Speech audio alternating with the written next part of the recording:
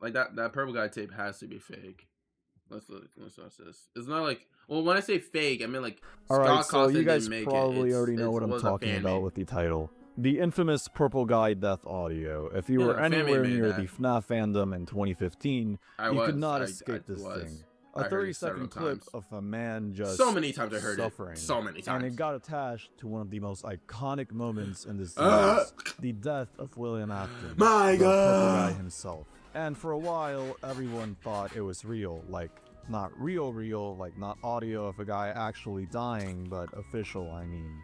Okay, there's no way we thought it was official. Scott never released it. I always knew it was a deaf one. There's no way people actually thought. Like, generally, I don't think I've met anyone or seen anyone who actually thought it was a real, like, Scott Cawthon made that audio. No, Scott Kid did not. It's always been a fan one. The person who uploaded it is the person who made it or whatever. Somewhere in the FNAF 3 game files. People swore this was the sound of Purple Guy actually dying. No, it inside wasn't. A spring-locked It was like, suit. And because Five Nights at make Freddy's 8-bit was noise. built on secrets, It was theories, and 8-bit hidden lore, noise. it made total sense to believe it. But the true story behind this audio is a lot weirder, and honestly, it's one of my favorite little rabbit holes in the whole fandom that pretty much no one has covered from what I've seen. So in this video, we're gonna go back to 2015, look at how this audio blew up, how people investigated it, and where it actually came from. So let's get into it. Okay, so picture this, it's early 2015, FNAF 3 has just released. At this point, the series is basically the internet's horror obsession. You've got Markiplier getting jump scared by this. Let's not talk about the art that was going around, by the way. You had MatPat cranking out theory videos every other day. You had Dawko doing deep dives, and a whole swarm of smaller channels picking apart teasers and other stuff. Scott Cawthon knew exactly how to hype people up. He'd post these cryptic images on his site, with little shadows, hidden text, animatronic eyes in the dark, and the fandom would go insane analyzing them. Every teaser spawned 20 different theory videos. Kids on forums would argue over single pixels, and that was basically their whole life. Oh, I'm not projecting, by the way. So when FNAF 3 finally dropped, the expectations were through the roof. And while people can debate whether the gameplay itself lived up to the hype, you know, because it is slower and it is less frantic than FNAF 2, it's less chaotic, which I think that worked in its favor, but I'm not going to start debating FNAF gameplay right now. One thing is for certain, the story was amazing. Like, everyone's mind was blown by how Scott tied it all together. Because if you don't remember, this was the game that finally showed us Purple Guy's death. Yes, the man behind the slaughter. The guy who had been haunting the series since the very beginning. In those weird little Atari-style minigames, you see him panic, crawl into a spring-lock suit, and then collapse. And pretty quickly, people picked up that the implication was that he's crushed, impaled, and left to rot inside the animatronic. But here's the thing, in the game itself, it's silent, just 8-bit visuals. Like, there's no scream, no extreme gore, nothing. Which, of course, left fans to imagine, what would that actually sound like? So enter March 5th, 2015. Just 3 days after FNAF 3 dropped, a YouTuber named Haddock uploads a video with a sound file called Bad Ending MP3. And suddenly the internet has its answer. The audio was 30 seconds of pure agony. Slow, guttural, almost too realistic. It starts with heavy breathing, then builds into desperate, ragged screaming. Like the person is in unbearable pain, but can't even beg for help. It's not cartoony, it's not exaggerated, it sounds really real. I think it would be a disservice if I don't play it for you guys, so I'm gonna play it. If you want to skip it for some reason, here's a timestamp. Alright, skip if you need to.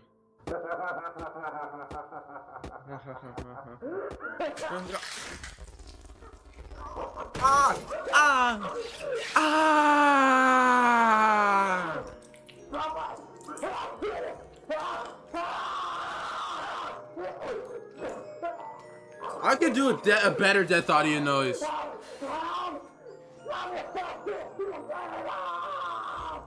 Okay, just saying realistically, he wouldn't be able to keep on screaming for that long because his vocals won't be, you know, they're gone. It's metal rods. He won't be able to scream, be like,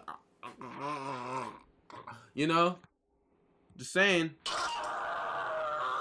I've heard this audio a million times. I've heard a more realistic one. I've made him a more realistic one.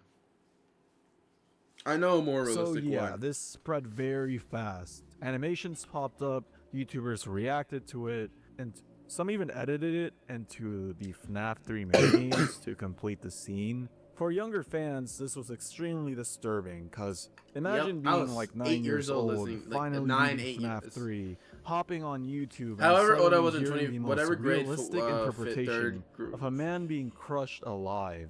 People legit lost sleep third over grade. it. I was And third because it grade, was so convincing, rumors started second, third grade flying. when I The heard biggest that audio. one I'm now was in that this college, was a hidden file buried in the but FNAF I 3 listened to code, it and it was a secret traumatizing back Scott had then. left for fans to No, no, no. discover, which honestly didn't sound far-fetched at the time. FNAF thrived on secrets, so people just believed it, and to this day, there are still a lot of people that believe that this is canon and actually part of the game, My but Twitch. it's not. So let's get No, into the theories. genuinely, I had a weird, like, I randomly, okay, I don't know if it's a thing. I randomly Twitch.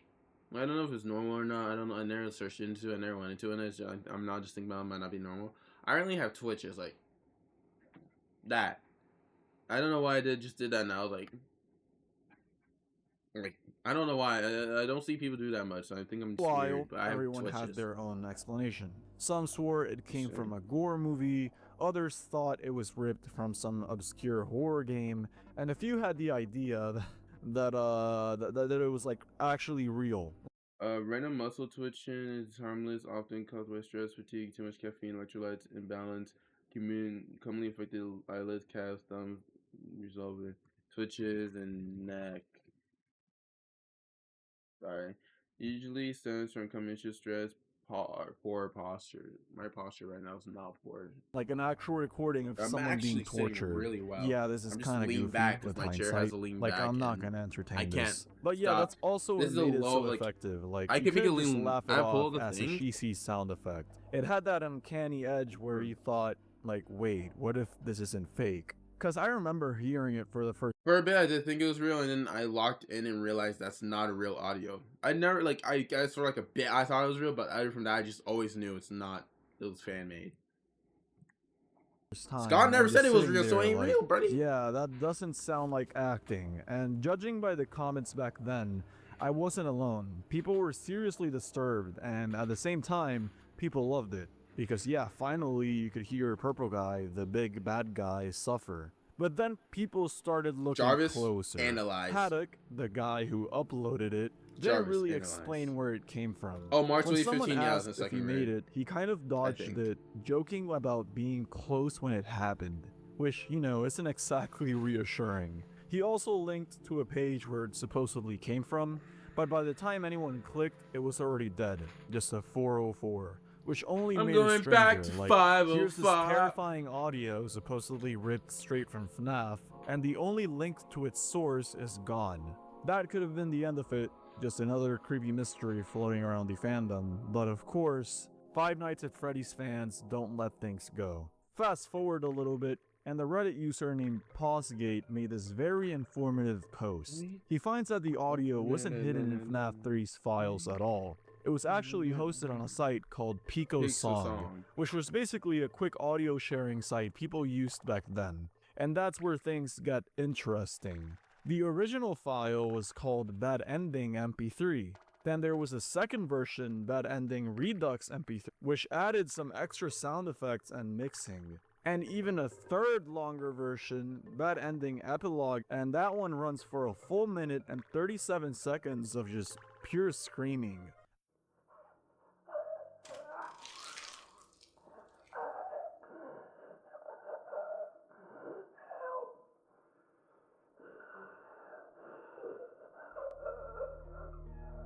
That's accurate. He can't talk through it.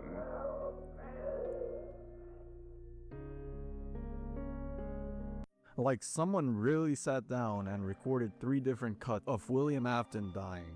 Pausegate dug even deeper and traced it back to /VG, the video games board on 4chan, specifically the FNAF general threads, and that's where the name Ace shows up. Ace, also known online as that one Ace guy, was the actual creator of the audio. He was just some guy with a microphone hanging out in FNAF threads, messing around with voice acting. He recorded his screams, uploaded them to PicoSong, and shared them around.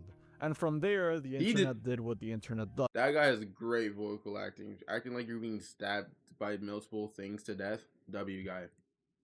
It spread, mutated, and eventually got mistaken for canon. And Ace himself even confirmed it. On his Tumblr in March 2015, he posted, "I am the guy that made Bad Ending Redux MP3. He linked it, said he did the voice, even showed some art he drew to go with it.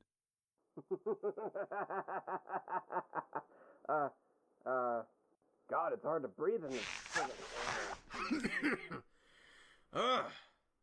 God, I hate those masks. Jesus. Southern, my Southern brother. Yeah, that was me. I made one of the most infamous audios tied to any horror game ever. And it is kind of hilarious when you think about it, cause this guy just screams into a mic for fun, posts it online, and suddenly half the fandom thinks they've uncovered a hidden torture file in FNAF 3. And to be fair, his acting was... Yeah, I just realized he's playing the modern FNAF 3 because that's a fun game. I tried it once, bro. Audio, like the ventilation, the oxygen part with still having audio, sound, camera, and all that ventilation, even cooling really convincing. too. I want to take a second here to glaze Ace, cause Jesus, this voice acting is insane, like disturbingly convincing. People really on Reddit were saying stuff like, "Man, this is hard to listen to," and "Scott should hire this guy." Others were saying that William Afton deserved every second of that pain. So like the reactions were split between being genuinely disturbed and kind of impressed. But at the end of the day, this is genuinely good voice acting, so big shout out to Ace. Okay, but here's the thing. Even after all that proof, the PicoSong links, the Reddit investigation, Ace's own Tumblr post, people still treat this audio like it's real. Even today, you'll see comments saying, "This is the official death scream," or "This was found in the game files." And honestly, I get it, because in some ways, it is real. Not canon real, but emotionally real. It perfectly matches what fans imagined when they first saw Purple Guy collapse in that spring lock suit. The slow, miserable... You have things snapping in place, and your bone is... You're being stabbed, your bone is snapping, you're having your vital organ stabbed, your stuff with your head, your throat, your vital organs, everything. Of course it will make that noise. You can't read... Like... Ha ha ha, you kids can't get me. Wait, no.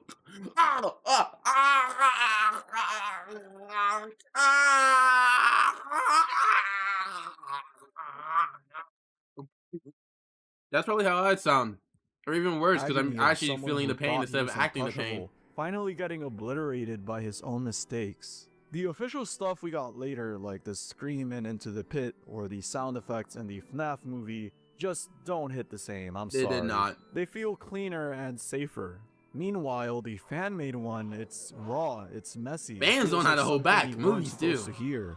And that's why it's most movies. Another huge factor was obviously timing. You gotta remember, FNAF 3 came with insane hype. Theories were everywhere, Scott was dropping teasers, people were on edge, and then right as the fandom is processing the reveal of Purple Guy's death, this audio just appears online, just 3 days later. It was perfect, too perfect, it felt like destiny. Like of course there'd be an audio file out there completing the scene Scott left silent. That's why it went viral. Millions of views, countless animations, reaction videos, endless debates. And even though the truth came out, the myth was already cemented.